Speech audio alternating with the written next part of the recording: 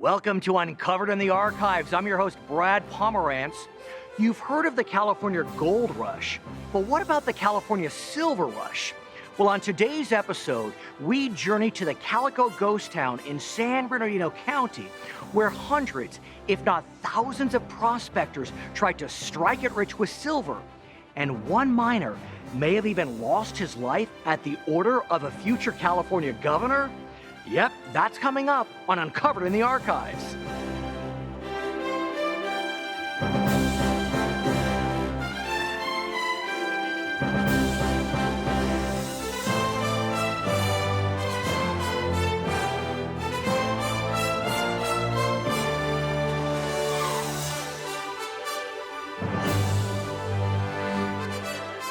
Uncovered in the Archives is made possible in part by Loma Linda University Health.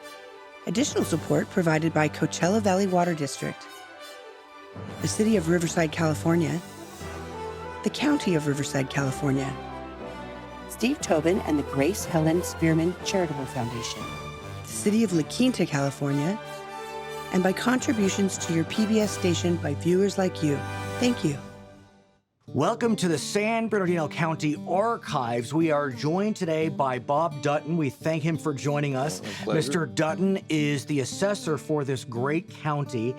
And I want to get a sense from you as to why I have turned to you as the assessor to welcome us into the archives. Well, I would say that, as assessors, we've actually been around for a long time. And here in San Bernardino County, when we first incorporated back in 1853, the assessor is the one that had all the records of all the property throughout the entire San Bernardino County area. As a matter of fact, we have over 800,000 parcels today. Wow. And so we have all the official records because unlike today, back then, everything was done manually. Everything was done handwritten records and all those things. And those had to be kept someplace. So County Archives is under control of the assessor's office because we're responsible for the records of San Bernardino County dating back to 1853. So you've known me for quite a long time. You know, I'm quite the history nerd. And so I want to thank you and your staff for letting me play in the archives over the last few days. Since I've been here, I did find this map of San Bernardino County. It's clear that the map is demonstrating a pretty large land mass. What can you tell us about San Bernardino County? San Bernardino County is the largest county in California. As a matter of fact, it's bigger than most states. Right. And this map here is a picture or a survey of the entire county of San Bernardino. So I want to point to one area right next to Barstow. This area is the Calico mountain area, mountain range, I guess we could call it. What can you tell us about Calico? Well, Calico was the site of a lot of the mining operation that took place in San Bernardino County. It became a town because of all the mining interests in that area. Yeah, and I want to talk to you about that. Let's put this map aside because I found another map. And this map, it's not very sexy, I guess you could say. There's not much on it, but this is a map which depicts, I guess, the town of Calico, which was able to be formed in, I guess, the early 1880s. So what is that? What is this that I'm looking at? Well, this is the way we used to do it back in the good old days. Right. Okay, and this is the Calico town site. And this is the map that actually lays out the boundaries through proper legal descriptions as to the actual town site of Calico. So give us a sense of Calico in the mid-1880s. Clearly, there had to have been plenty of people there with businesses, establishments created. Well, I know it was actually had more people living at Calico than actually lived in all of Los Angeles County. And I believe about this time there was about 1,200 people or so that resided in Calico. And of course, they needed various types of services. Whenever people move into an area, you'll have shops that are brought in. There'll be plenty of saloons. Right, saloons. It's the Wild West. There was also some recreational type venues and activities that were there, and that was pretty common. If I wanted to learn more about silver in Calico, where could I go? From what I've learned, Calico was ground central for the silver rush. We had the gold rush in Northern California, the silver rush in San Bernardino County. Correct. Well, one of the sources of information would be to go to our San Bernardino County Museum and see Jennifer Dickerson over there. They've got quite a mineral collection about a lot of things involving San Bernardino County. Mr. Dutton, thank you so much for that tip. I'm going to go to the San Bernardino County Museum, meet Jennifer Dickerson, see what she can teach us about the silver rush of San Bernardino County.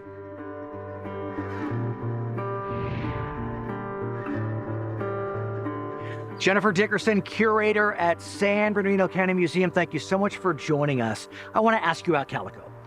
What is it about Calico that has made it such a prime location to mine for minerals like silver and borax? So Calico is situated in the Mojave Desert. The Calico Mountains have their name because it's rich in geographic topography. So there's minerals that are dispersed throughout the mountains. So when you drive by, walk by, you can see the different colors, and that reminded people of calico dress. Of course. So then they named it Calico. Now, as I understand it, in the 1880s, San Bernardino County was providing California with a huge amount of its silver. How much was it exactly? Arguably, San Bernardino County was mining as much as 70% of the state's silver. Wow. And I read that about 80% of that 70% from the county was coming from Calico. Yes, and that does make sense.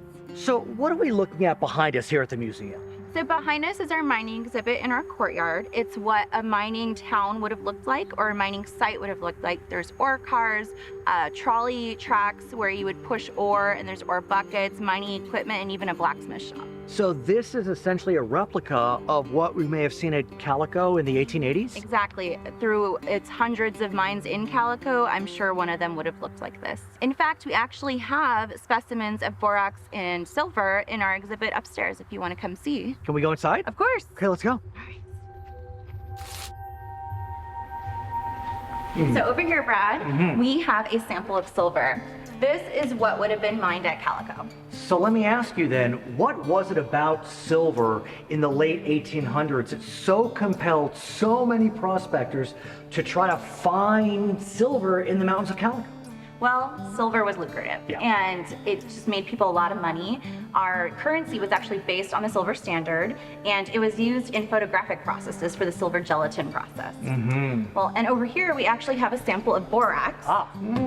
It looks a little chalky. Yeah, borax is pretty chalky. So what was borax used for in the 1890s, for example? It was used for a lot of different things, fire retardants, glass manufacturing, but it was most used as laundry detergent.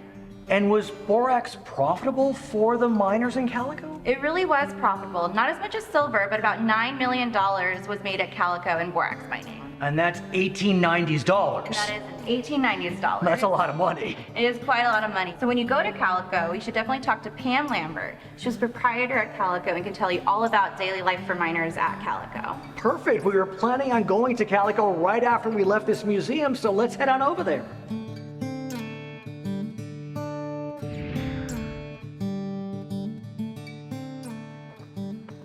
We made it to Calico Ghost Town. We found Pam Lambert. Thank you so much for joining us. We're near Barstow, California. That's where Calico is. I want to get a sense from you, Pam. What's your connection to Calico? I was a concessionaire here running the melodrama theater in this town. Okay, let me ask you about this town. Okay. So a lot of buildings standing today, but I want to know from you, how many of the buildings standing are original, meaning date to the 1880s and 1890s? Oh, okay. There are 5. Okay.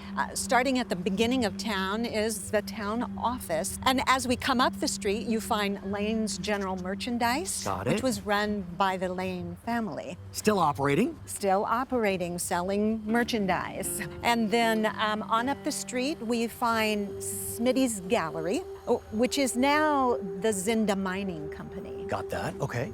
Next to Smitty's Gallery is Lil Saloon, where you could get a cold one. And many cold ones were gotten in the 1880s and 90s. I mean, Absolutely. there were countless saloons up and down this street. There was.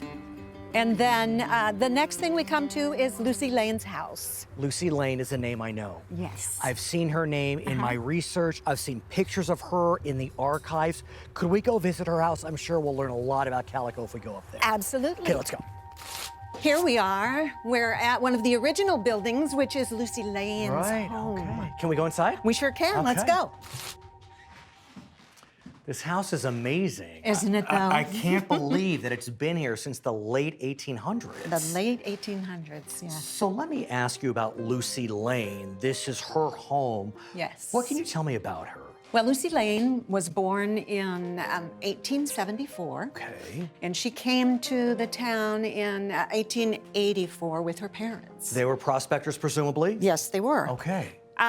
So during the course of living in the town, she met her husband, and they were married in 1893. Right, John is his name. Yes, yes. So they stayed around the town, even though the silver rush, the price of silver dropped, Right. and so everyone started leaving town. But then there was a borate discovery. Yes. So the Lanes stuck around and lived in the front portion of the general store. Oh, yeah, across the street. And in fact, I found a picture in the archives from 1926 Really? of Lucy and John Lane. Oh my goodness. But he died pretty Yes. quickly thereafter. Is that right? He did. 1934, I think. 34, I believe it was, yeah. And then I found in the archives a newspaper article of Lucy Lane still living in this house, Still in this house. 1961. 1961. I mean, she really was the first lady of Calico. That's what they called her. That's what they called her, She yes. lived virtually her entire life in this town. She did, she did. She lived here until she died in 1967. What did people say about her? What do you know of her? Well, everybody loved her. I know once she was gone, they say that she continues to haunt this house and that you can sometimes see her walking between the buildings at night. This is the Calico Ghost Town. It is Calico Ghost Town. Pam, by the 1970s, though, you arrive in Calico. Yes, I got here in 75. What brought you here? I answered an ad for an actress in a theater. Okay. And so I came up here and became an actress at the Melodrama Theater, which I purchased 3 years later. And you've shown me photos from your archive Yes, of you I as an actress here in Calico. Yes. And then I saw another photograph of you and your husband. So how was it in the 70s, 80s? Well, there was a lot of restoration still going on, Okay. of course. And there were a lot of concessionaires that actually lived here in town. We were a really close-knit group of people who loved Calico and wanted to see it succeed and be restored. And while I know some of you have moved on, you must be so proud of how your legacy lives on here in Calico. The town's thriving. It is thriving, and that makes me really happy because I would have hated to see it really become a ghost town. I want to go back and get a sense of what life must have been like for the prospector in the 1880s, 1890s. What can you tell us? You know, you need to go to Maggie Mine. Ryan Isom, the superintendent there, he can give you all the information you need. Okay, let's go to Maggie Mine. I'm ready to go.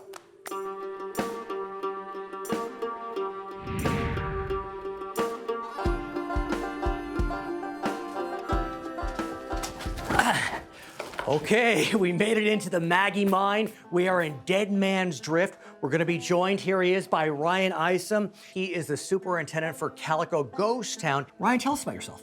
So I'm park superintendent at Calico Ghost Town. I grew up here. Really? I remember coming here as a child with my parents. We used to camp in the campground. And why is that? Are your parents involved in Calico? Yes, they actually are. They are the operators of the Maggie Mine and a few other concessions in the town. Okay, so you know Calico. Yeah, So most definitely. Let me ask you about the men who would have worked here inside this Maggie Mine. Yeah, so they would come in and they would just start hammer, chisel, knocking all the rock down, and just moving on through, following a vein, just like something we have right up here. So they were looking for what, darker colors inside the rock? The silver is a darker colored mineral, so they would follow that vein as far back and as far wide as they would. So that's silver. Yeah, Today, that's silver. yeah, most definitely. So once they got the rock off the wall with silver in it, presumably, what would happen? They would put it into an ore cart or buckets, something just like you're standing right behind in front of. And then what? Then they would roll it on out, and the crazy thing about Calico is it was a gravity-fed mining operation.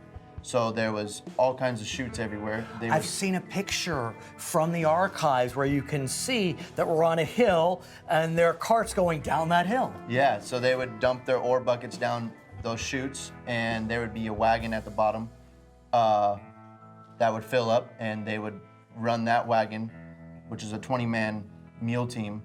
Right, also, I saw those pictures in the archives as well. I mean, mule after mule after mule, literally, I guess, dragging these carts to where? These wagons are to a stamp mill, which then they would crush the ore down and process it with crazy chemicals that you wouldn't even think about using today. And let's talk about that because I want to get a sense from you about the life of the miner. I understand they were using mercury, which is incredibly toxic, to extract the silver from the rock. What was life like as they were extracting the rock from the mountain? It was a horrible life to live. They were working long hours in the heat, horrible ventilations in these mines. I've seen pictures again in the archives. These men look exhausted. They just look haggard and harried. I can't imagine living that life. And we're in the desert. It can get to be 120 degrees outside. Yeah. I can't imagine what it's like inside one of these mines. Yeah, the dust, and you can't even see where you're going or what you're actually doing. What about life in the town? How is it for the people residing in Calico? It was a very dangerous, wild life. Really? There was upwards of 20 bars. There was brothels in town. So this is the Wild West. I mean, undeniably, the Wild West. Dangerous, just gunslinging, you can't even imagine. Most definitely, it was extremely dangerous. And if you want to hear about something wild, you should go talk to Genevieve Preston. Okay. She has a wild murder mystery. Right, I know Genevieve. She's the archivist at San Bernardino County. Yes, most definitely. Okay, let's go talk to Genevieve Preston.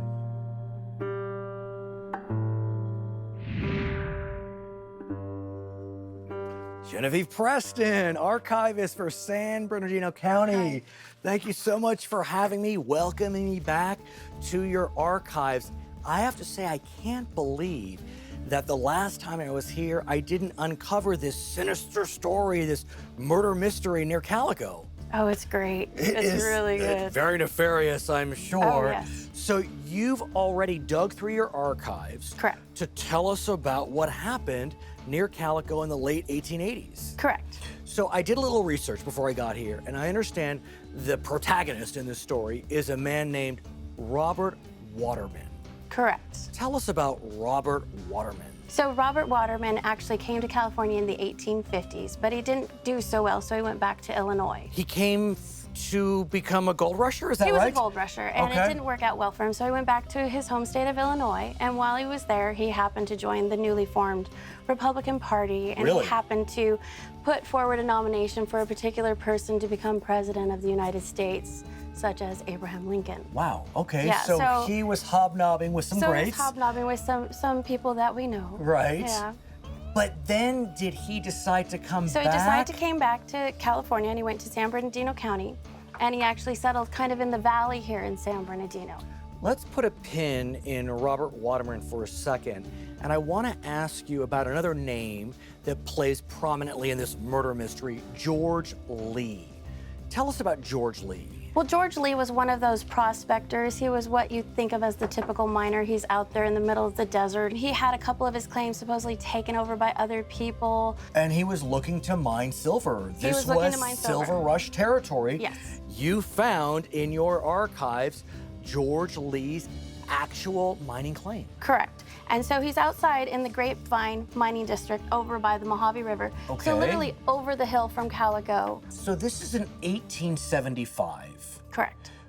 And then about 4 years later, in 1879, I read that something pretty tragic happened to George Leigh.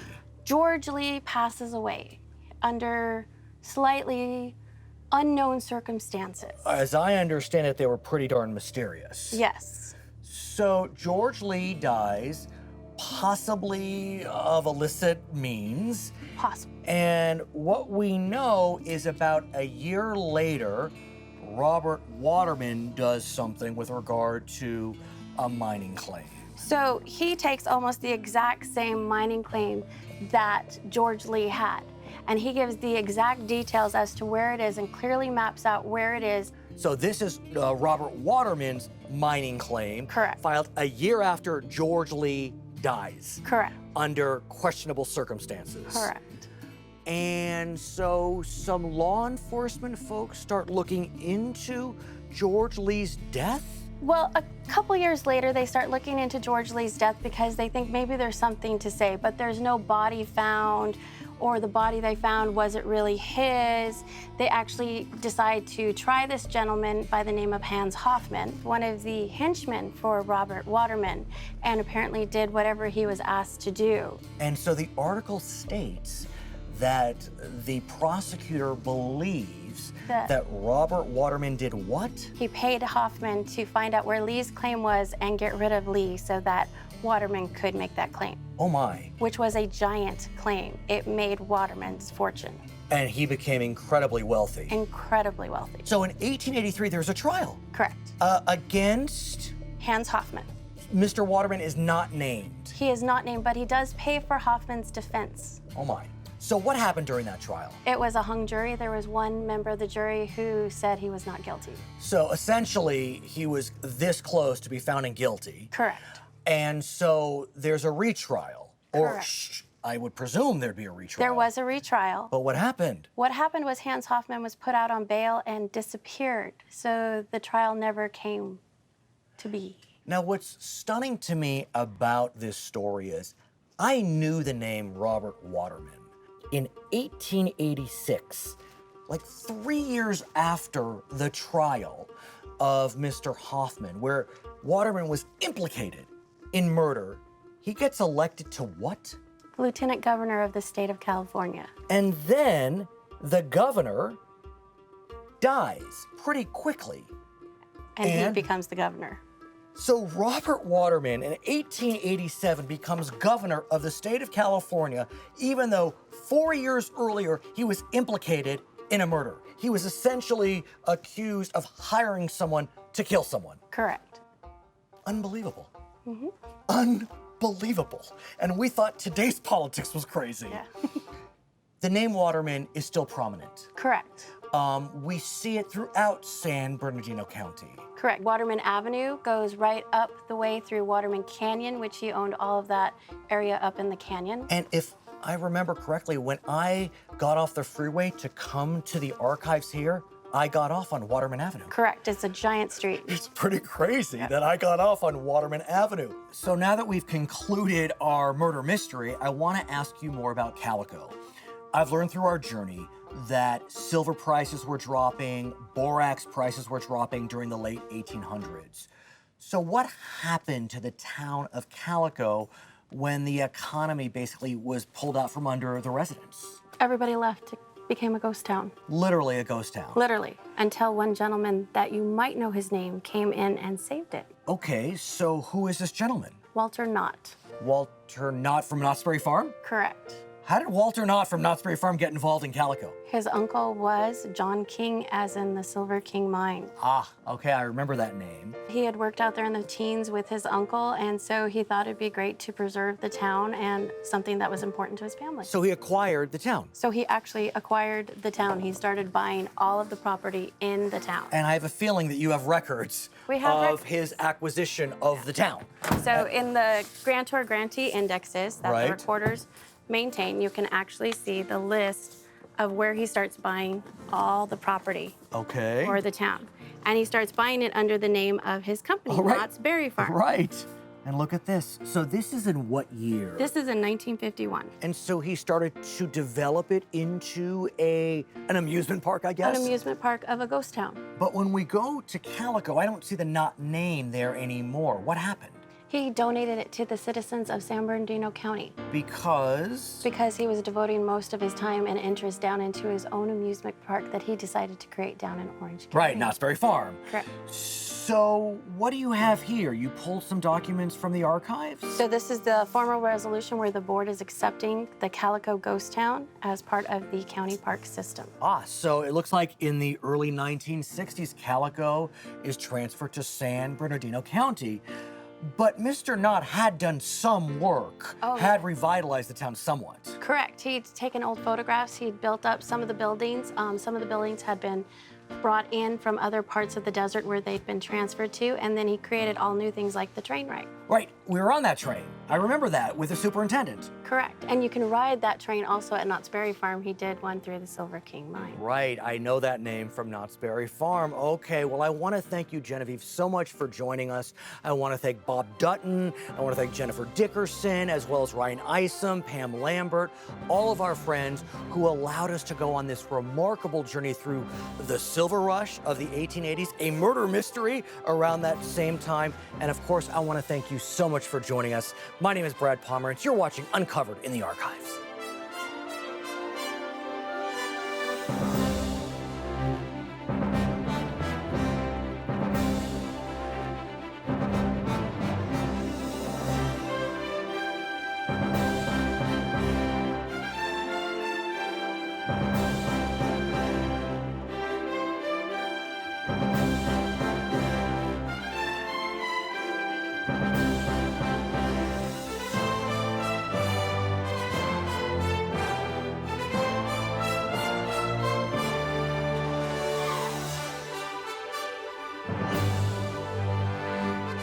Uncovered in the Archives is made possible in part by Loma Linda University Health. Additional support provided by Coachella Valley Water District, the City of Riverside, California, the County of Riverside, California, Steve Tobin and the Grace Helen Spearman Charitable Foundation, the City of La Quinta, California, and by contributions to your PBS station by viewers like you. Thank you.